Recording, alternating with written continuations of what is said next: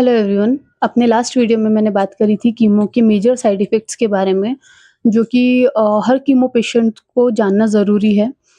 ये वाले side effects जो है ये माइनर साइड इफ़ेक्ट्स है, ज़रूरी नहीं कि ये हर किसी को मतलब हर किसी को ये चीज़ सेम तरह से मिलेगी या सेम फेस करनी पड़ेगी। हर किसी की बॉडी अलग है, तो ज़रूरी नहीं कि आपको भी ये चीज़ें फेस करनी पड़ेंगी, बट अगर आपको पहले से पता हो तो बेहतर है।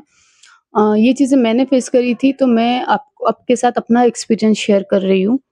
तो पहला साइड इफ़ेक्ट था कि इचिंग। मुझे कभी लाइफ़ में कभी इचिंग की प्रॉब्लम नहीं हुई थी, बट कीमो के दौरान मुझे इतनी ज़्यादा इचिंग की प्रॉब्लम होने लग गई पूरी बॉडी पे। एक एलर्जी जैसी हो गई थी, पता नहीं शायद किसी खाने में किसी चीज़ की वज़ह से हो गई हो, मेडिसिन्स की वज़ह से हो रही थी। तो इचिंग इतनी ज़्यादा होती थी ना, किसी भी जगह पे होती थी, नेक पे, हाथों पर, पैरों पर, और इतनी होती थी कि मैं खुजा-खुजा के ना इतना कि वो निशान पड़ जाते थे। मतलब ना कभी-कभी तो ऐसा होता है कि वो वो स्किन इतनी मतलब इरिटेट हो जाती थी वहाँ की कि वहाँ से ना थोड़ा-सा ब्लड आना स्टार्ट हो जाता था, या फिर वहाँ पे मतलब निशान बन जाते थे, परमानेंट ऐसे निशान जैसे बन जाते थे।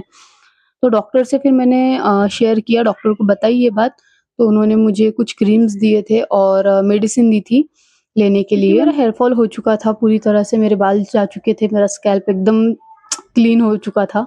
तो मुझे स्कैल्प मेरा बहुत ज़्यादा हीट होता था, मतलब ऐसा लगता था ना कि बालों में से, मतलब बालों में से तो नहीं, सॉरी, स्कैल्प में से ऐसा लगता था कि ऐसी हीट निकल रही है। मतलब एक तो गर्मी के भी दिन थे, बट अगर मैं कूरम कुल सॉरी बट अगर मैं कूलर के सामने भी बैठी हूँ, तो भी मतलब ऐसा लगता था कि बालों में से सॉरी स्कैल्प में से मेरे से हीट निकल रही है, स्पेशली स्कैल्प में से। बॉडी के दूसरे पार्ट्स में उतना फ़ील नहीं होता था, जितना ना अपने स्कैल्प में फ़ील होता था, मतलब मुझे यहाँ पे सर पे फ़ील होता था।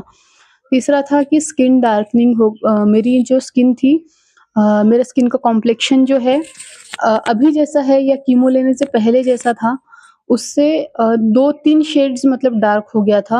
अपने आप ही नॉर्मली मतलब वो स्किन पूरी तरह डार्क हो चुकी थी, और फेस पे ऐसी पफीनेस आ गई थी, मतलब ऐसे स्वेल हो गया था फेस पूरी तरह से ना, ऐसा स्वेल हो गया था, और हर टाइम ही मतलब वो स्वेल ही दिखता था। ऐसा लगता था कि अ, पता नहीं, मतलब ऐसा ना वेट लॉस और वेट गेन, मतलब ऐसा होता था कि अभी अगर मैं हॉस्पिटल जाके अगर मैं ब्लड चेक करवा रही हूँ, सॉरी वेट चेक करवा रही हूँ, तो मेरा 58 है, और अभी अगर मैं जाके चेक करवा रही हूँ तो एकदम से कम हो चुका है।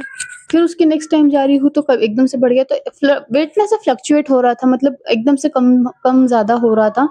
तो बहुत ज़रूरी है कि आपको अपने वेट पे पूरा खास ख्याल रखना है। वेट आपका कम नहीं होना चाहिए, बढ़ गया तो ठीक है, लेकिन अगर कम हो गया तो दिक्कत आ सकती है। तो डॉक्टर्स भी इस बात का मतलब पूरा ख़्याल रखते हैं कि आपका वेट कम ना हो, आपको वेट अपना मेंटेन करके रखना है, वेट मतलब कम नहीं होना चाहिए आपका। नेक्स्ट है कॉन्स्टिपेशन। आपको जो कीमो मतलब जब लगेगा और उसके जो साइड इफ़ेक्ट्स वो जो पूरा टाइम चलेगा, मतलब कीमो फर्स्ट कीमो से लेके तो लास्ट कीमो खत्म होने के कुछ दिन बाद तक आपको कॉन्स्टिपेशन की तकलीफ़ रहने वाली है, और अच्छा खासा मतलब मज़ाक नहीं है, सच में होता है, बहुत उससे दिक्कतें आती है बाद में भी।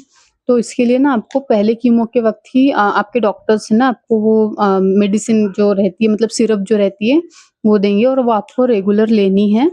ऐसा नहीं कि मुझे तो ये प्रॉब्लम नहीं है तो मैं नहीं लूँगी, लेकिन होती है, वो कीमो की वज़ह से होती है, मतलब बहुत लोगों को होती है। नेक्स्ट है कि मेरे जो नेल्स थे ना हाथों के और पैरों के, वो डार्क हो चुके थे, मतलब वो लिटरली पूरी तरह ब्लैक हो चुके थे। मतलब पहले स्टार्टिंग में फर्स्ट कीमो में थोड़े से हुए, फिर उसके बाद थोड़ी यहाँ तक हुए, फिर उसके बाद पूरे ही नेल्स मतलब ब्लैक हो गए, और ऐसे पूरे मेरे हाथों के और पैरों के पूरे नेल्स तो ब्लैक हो ही गए थे, और नेल्स के आस-पास की जो जगह रहती, क्यूटिकल्स रहते हैं, वो स्किन भी बहुत ऐसी ना खराब सी हो गई थी, मतलब ऐसा कि ऐसा हाथ लगाओ तो बस वो स्किन निकल जाती थी, और ऐसी ओवरऑल तो पूरी बॉडी की स्किन खराब हो चुकी थी, लेकिन नेल्स के पास का जो एरिया था वो बहुत ही हुआ था।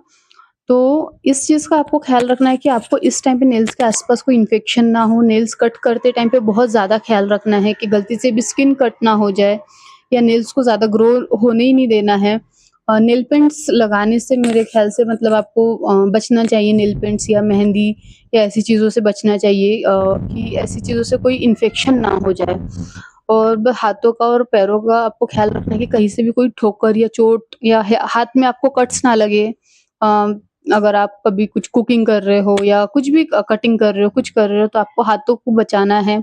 कोई कट्स ना लग जाए या कोई मतलब अभी रिस्क नहीं ले सकते, एक छोटा-सा भी इन्फेक्शन नहीं होने दे सकते इस वक़्त में आप। स्किन प्रॉब्लम्स तो मुझे पूरे कीमो में ही चले, मतलब कभी कुछ होता था, कभी कुछ होता था, कभी कहीं से स्किन मतलब ऐसी कभी-कभी तो ऐसा होता था कि स्किन ऐसी निकल जाती थी बस अपने आप ही। कोई पेन नहीं, कुछ नहीं, बस अपने आप वो स्किन ऐसी थोड़ा-सा रब करो कि निकल जाती थी। इतनी इतनी बुरी कंडीशन हो और गई थी सबसे मेरे। लास्ट मुझे लगता है इमोशनल और मेंटल जो ब्रेकडाउन होता है, आपको इससे डील करना बहुत ज़्यादा, बाकी सारे साइड इफ़ेक्ट्स तो ठीक है, हो जाता है, वो मैनेज हो जाते हैं, लेकिन ये जो है इमोशनल और मेंटली आपको बहुत स्ट्रॉन्ग रहने की ज़रूरत है पूरी जर्नी में। कई बार मूड स्विंग्स होते हैं, कई बार आप इतना लो फ़ील करोगे कि मतलब कि मैं ये सब क्यों कर रही हूँ? क्या मकसद है ये सब चीज़ों का? मुझे नहीं करना है, मुझे इतना पेन बियर नहीं करना है। और कई बार आप इतना हाई फ़ील करोगे कि नहीं मैं तो सब ले सकती हूँ, मैं तो सब कर सकती हूँ, मैं तो सब चीज़ों के लिए मतलब ऐसे अप एंड डाउन्स आते रहेंगे, तो आपको उनको डील करना है, आपको बहुत पॉज़िटिवली डील करना है। और हो सके तो अपने घर पे, अपने आस-पास, अपने फैमिली में हँसी-मज़ाक का माहौल बना के रखना है, एक पॉज़िटिव माहौल रखना है आस-पास में। मुझे याद है जब मेरे कीमो चल रहे थे तो मेरे घर पे बहुत हम लोग हँसी-मज़ाक करते थे, मेरा भाई, मेरे पापा, मम्मी, हम लोग ख़ास तौर पे मैं तो खुद अपना कितना मज़ाक उड़ाती थी, अपने हेयर फॉल जो मेरा हो रहा था ना, तो मैं तो पूरी पूरी तरह से गंजी हो गई थी। तो मैं तो अपने आप को खुद मतलब कांचा और वो अग्निपथ का संजय दत्त और शाकाल, ऐसे हम लोग मतलब मुझे ऐसे नामों से बुलाते थे। खुद खूब कॉमेडी करते थे, मूड अच्छा रखने की पूरी कोशिश करनी है। इस टाइम पे डिप्रेशन बहुत अ, ज़्यादा चांसेस है, डिप्रेशन आपको पकड़ सकता है, तो उससे दूर रखना है, खुद को पॉज़िटिव चीज़ों में इन्वॉल्व रखना है। अपनी अगर कुछ हॉबीज़ होंगी तो आप उनको करो, पेंटिंग किसी को पसंद है, कुछ हॉबीज़ पसंद है आपकी तो वो परस्यू करो। लेकिन कहीं अपने आप को बिज़ी रखो और नेगेटिव थॉट्स आएँगे या आते हैं पर आपको उन पे ध्यान नहीं देना है, उनसे दूर रखना है, जितना हो सके उतना डिस्टेंस मेंटेन रखना है। और घर पे या अपने आस-पास का माहौल, अपने आस-पास के लोग पॉज़िटिव रखने हैं।